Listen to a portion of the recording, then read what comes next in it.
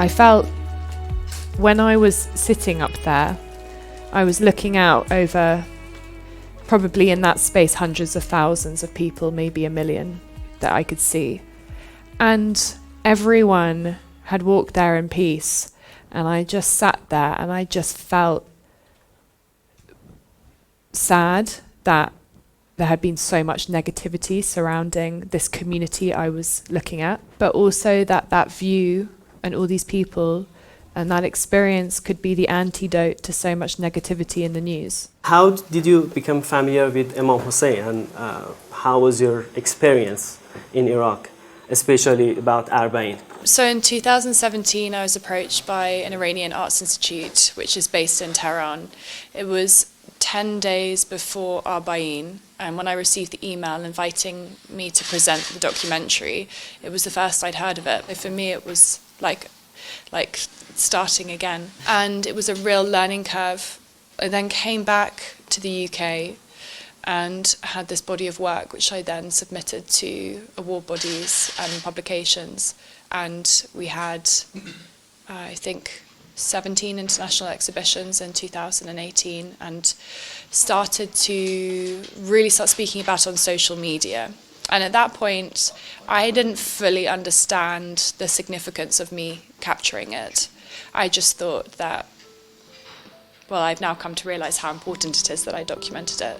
Okay, so it's about coming up near 12, which is the start officially of اربعین in Kerbla. And I'm here surrounded by all of the mokebs.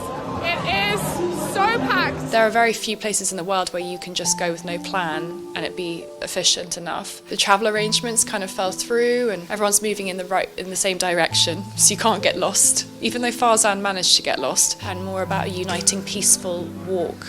I want it to be an approachable topic for international media. These sorts of stories where I feel they're being misreported or not reported at all.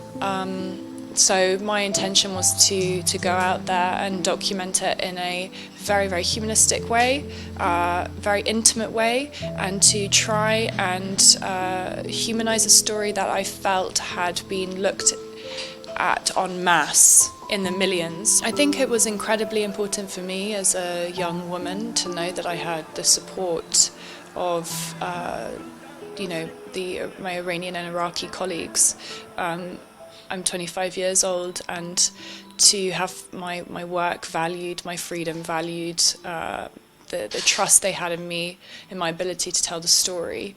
As a photojournalist, that was a really extraordinary moment in my career, and they have all since become like family and really support and guide me in the work I do. اربعین isn't just 40 days in Iraq, it is all year.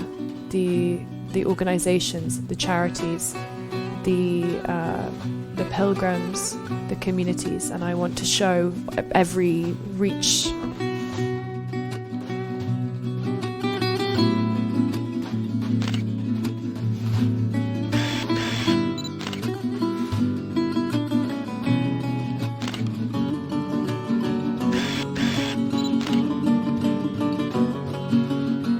Would you suggest any of your friends or any of your colleagues in your country to make this journey, go to Middle East and pay a visit to maybe Iran or Iraq? Well, I'm very thankful that lots of my friends do, and we all speak to each other about it, and I'm not alone in how I feel about these issues.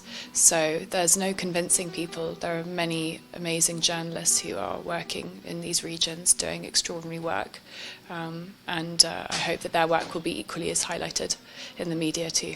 I believe in the work that I have done, and I will be continuing this work for a number of years. When we're kind of looking at the media representation of certain issues in the Middle East, I have found that unlike in the West, there are issues in every country, but I found that Middle Eastern countries have been hit with majority negative news. But I think it's very important that young journalists such as myself start to lead the way into showing the other side of certain countries and trying to correct the misrepresentation that exists in the media at the moment. I feel very frightened by some of the news that I read, and it concerns me that when people share negative news stories, that no one doubts it, but that when you share a positive news story, people start to question your intentions, that the very nature of positive news is deemed on the boundaries of propaganda, whilst negative news stories have no connotation with that for some reason. I think this is the kind of change in journalism. I think perhaps the value in social media is only just coming into play. But I intend to use my platform to kind of share these stories on my terms, and it's not sort of dictated by anyone else. It can be frightening at times, and I try to navigate it as best I can. But I think that we will see more journalists like myself kind of redirecting the way that they tell stories. So for me, it was like starting again. Everyone's moving in the same direction, so you can't get lost. Even though Farzan managed to get lost, I believe in the work that I have done, and I will be continuing this work for a number of years.